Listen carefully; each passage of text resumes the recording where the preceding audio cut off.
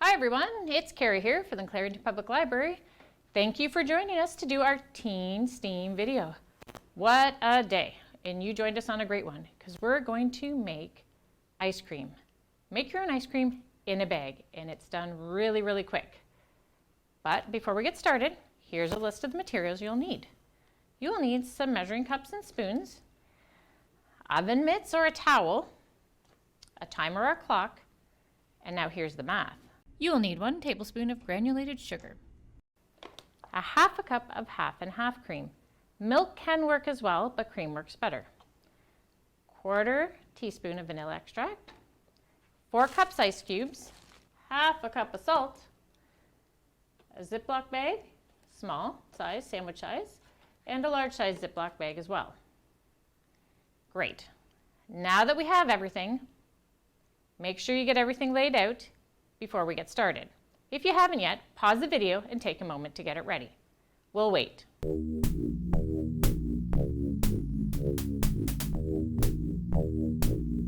Okay, ready? Let's make ice cream.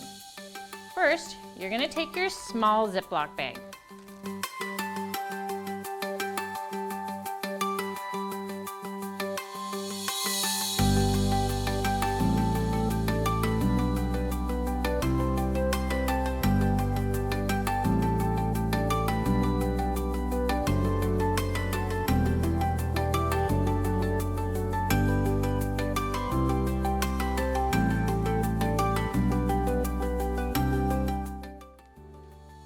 Now, we tried this last week. So you're going to take your large Ziploc bag and put half a cup of salt inside. With that salt, you're going to add 4 cups of ice cubes.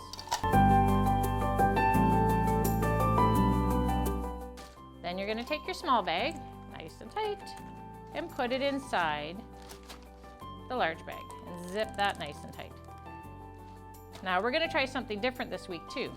We found last week this got really, really cold, and we're also trying to think of other ways to incorporate something that's a little less cold and maybe ways to do multiple bags. So we're going to try a coffee tin, and inside the coffee tin we've got 1 whole cup of the salt, 2 of the scoops, and we're going to put 8 cups of the ice cubes.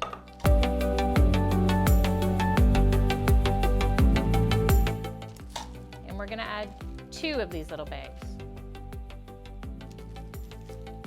So I've got them pre-measured already just to speed things up.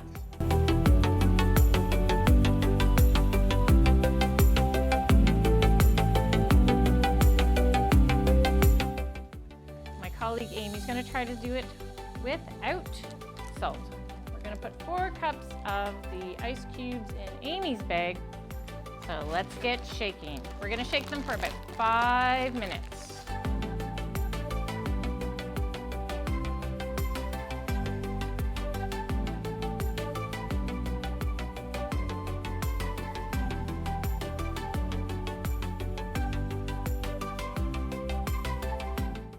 Let's see what happened. Did the coffee can make a difference? Did it help at all?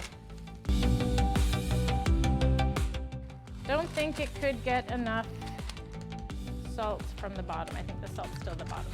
All right, so how did it work out? You saw the difference in ours. The salt made a huge difference. This one, it just exploded.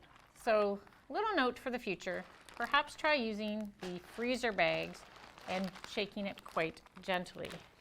The salt made it nice and stiff. No salt, well, you saw it was pretty mushy. So here's the science behind it.